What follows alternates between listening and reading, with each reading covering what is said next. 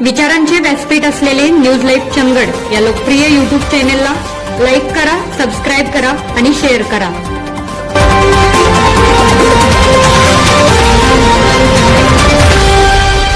PD. Patil, माजी सरपंच, ग्रामपंचायत जट्टेवाडी. प्रथमतः या राज्याचे लाडके उपमुख्यमंत्री आदरणीय अजितदादा पवार साहेब यांचं विमान दुर्घटनेमध्ये जे अपघाती निधन झालं, कारण एक कर्तृत्ववान आणि नसानसामध्ये प्रत्येक व्यक्तीच्या नसानसामध्ये भिडलेली व्यक्ती असे आमचं लाडकं नेतृत्व अजितदादा यांच्या निधनानं जे आज महाराष्ट्रामध्ये जी पोकळी निर्माण झालेली आहे, ही पोकळी भरून येणं हे थोडीशी अशक्यपायक गोष्ट आहे. पण या दादांचे जे विचार आहेत आणि त्यांचं जे घड्याळी चित्र आहे, या दादांचे विचार आपण प्रत्येक माणसापर्यंत जाऊन पोचणं गरजेचं आहे. आणि दादांचे विचार हे आपण असेच चालू ठेवणं ह्याच प्रत्येक माणसाची किंवा आता काळाची गरज झालेली आहे.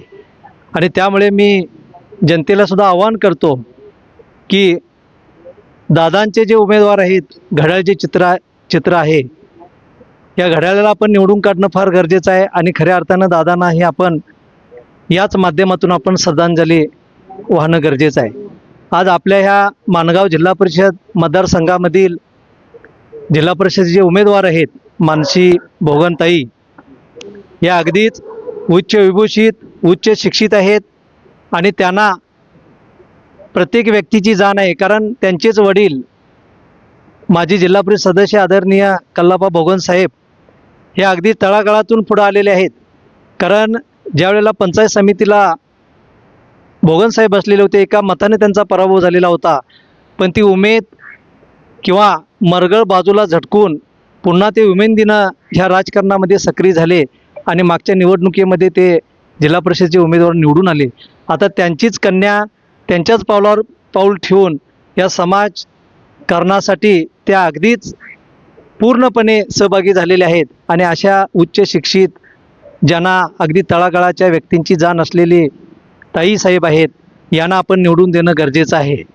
आणि म्हणूनच मी या माणगाव जिल्हा परिषद मतदारसंघातील सर्व मतदारांना आवाहन करतो की अशा प्रकारच्या उच्च शिक्षित आणि ज्यांना जनमानसांची ओळख आहे, पारख आहे, अशा मानसीताईंना आपण निवडून देणं गरजेचं आहे. आणि मी आवाहन करतो की सर्व मतदारांना की त्यांनी मानसीताईंना निवडून द्यावं. त्याचबरोबर आपल्या माणगाव गणातील पंचायत समितीचे उमेदवार आमचे मित्र विलास नाईक साहेब हे सुद्धा ह्या निवडणुकीमध्ये अगदी श्रीनो भाग घेतलेला आहे. कारण त्यांनासुद्धा कसं आहे की नाईक सरांनासुद्धा अगदी जनमानसाची पारख आहे, ओळख आहे.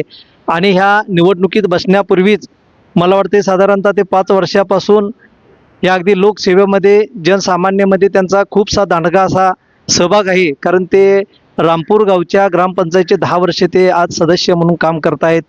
आणि या परिसरातील गावांच्यामध्ये जर बघितलं त्यांनी तर 95/5 यासारखे जे काय रस्ते विकास जे आहेत, या माध्यमातून त्यांनी ह्या गावागावामध्ये सुद्धा काही विकास कामं दिलेली आहेत. म्हणजे अगदीच सर्वसामान्य जनतेची नाळ आणि सर्वसामान्य जनतेची ओळख असणारा हा सुद्धा आपल्या पंचायत समितीचा उमेदवार आहे.